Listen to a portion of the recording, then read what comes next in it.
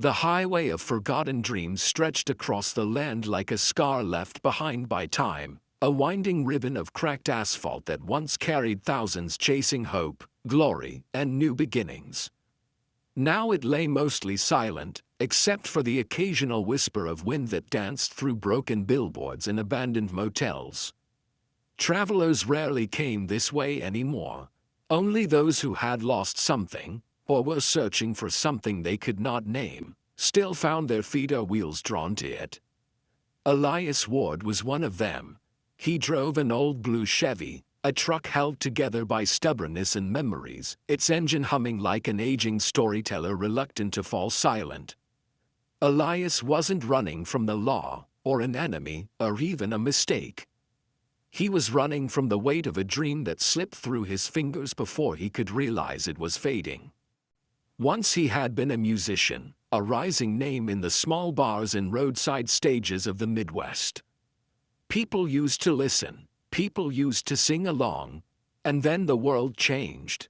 Music changed, audiences changed. He wasn't sure when the applause had turned into quiet rooms and half-interested glances. But he felt the shift in his bones, and so he drove.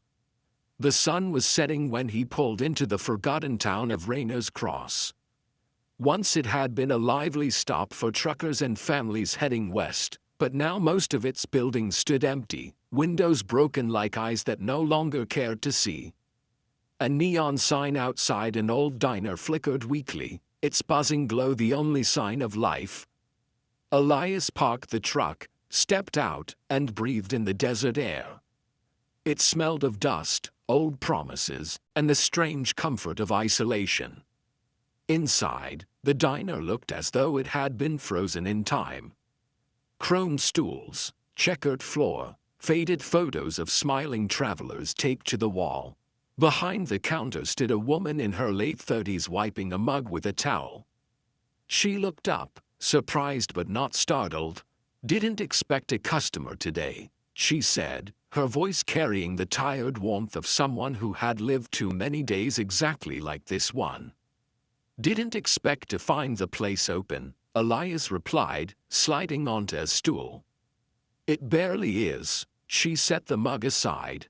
"Coffee, if it's fresh." "It's not," she said.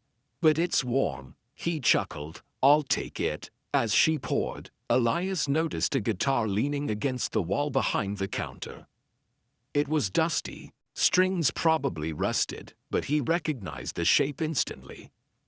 He kept his eyes on it a moment too long, and the woman noticed. "Don't touch it," she warned gently. "It belonged to my brother." "Sorry," Elias murmured. She shook her head. "It's fine, just one of the few things left here that I don't want to lose." Elias nodded, understanding that too well. He sipped the coffee, bitter, harsh, honest. "What brings you to Rayners Cross?" she asked. He shrugged. "The road brought me. I just followed. That's what most dreamers say, or so I'm told."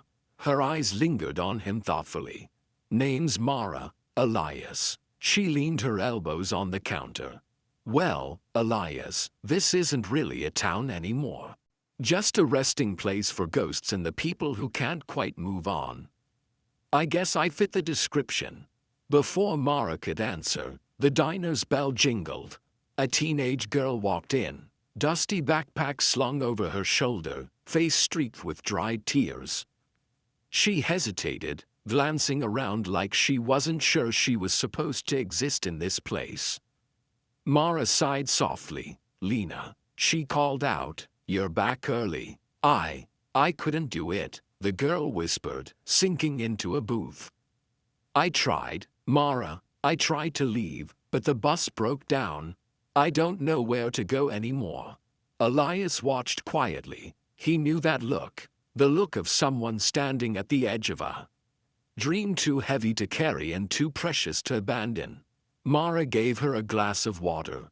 "Stay as long as you need." Lena nodded, eyes distant.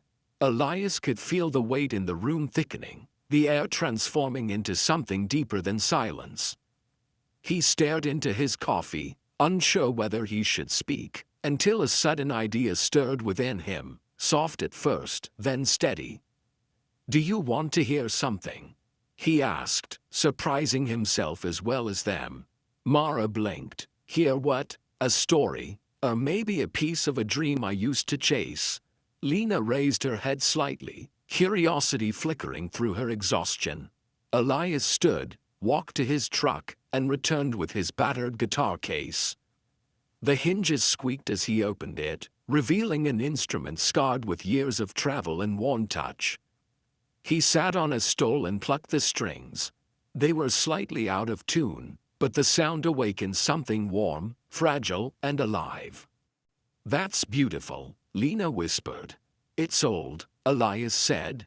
"Like the road outside, but both still have something left." He began to play, not a full song, but enough. A melody built from memories of smoky bars, summer nights, laughter shared with strangers, and the bittersweet ache of dreams that refused to die. His voice joined the chords, soft, raw, honest. By the time he finished, the diner had fallen completely silent. Mara was the first to breathe. "My brother used to play like that." Elias didn't answer. Some things didn't need words. Lena wiped her eyes. "Why'd you stop? Why aren't you?" She hesitated. "Why aren't you famous?" Elias laughed quietly. "Because dreams don't always grow the way we imagine. Sometimes they change shape. Sometimes they wait for us on roads we didn't plan to take. And sometimes we get lost before we realize we're still moving forward." Lena looked at her hands. "I thought going to the city would fix everything. I thought if I ran far enough, my problems would stay behind." "They don't," Elias said gently. "But you learn to carry them differently." The three of them sat in shared understanding, three lives tangled for a brief moment on the highway of forgotten dreams. Outside, the wind shifted, carrying the scent of distant rain. Mara broke the silence. "Elias, would you mind playing one more?" For him, he glanced at the old guitar behind the counter. On his, she nodded. He hesitated. Reverence filled him as he lifted the instrument. Its body was older, heavier, but familiar. With careful fingers, he tuned it as best he could and strummed a slow, haunting chord that echoed through the empty diner like a memory waking up. The second song wasn't a performance. It was a conversation, with the past, with regret, with hope, with the ghosts that lingered along the forgotten highway. Mara closed her eyes, tears slipping down her cheeks. Lena leaned forward, letting the music carry her somewhere safer. When the last note faded, the world felt still. Mara stepped forward. "Thank you." Elias nodded, setting the guitar down gently. "I should be the one thanking you. I haven't played like that in years." Lena stood. "Where will you go next?" "Wherever the road leads," he said. "You think it'll help you find what you lost?" He smiled softly. "Maybe I'll find something better." The girl considered this. "Can I come with you?" Mara stiffened. "Lena, it's not forever," Lena said quickly. "Just a little way. I don't want to be stuck anymore."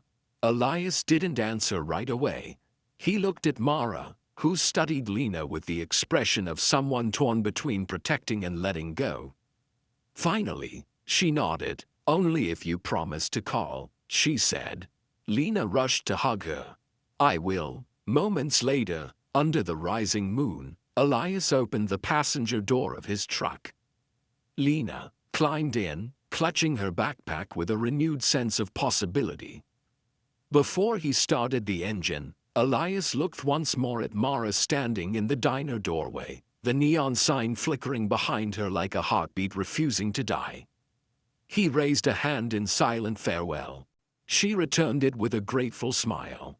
The truck rumbled to life. Tires rolled over cracked pavement.